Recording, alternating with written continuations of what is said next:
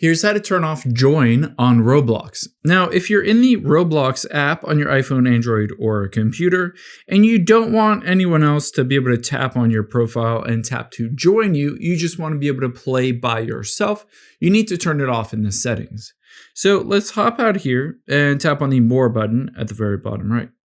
From here, all we need to do is scroll down until you get to Settings and tap on that. And then we're going to choose that third option, Privacy and Content Restrictions.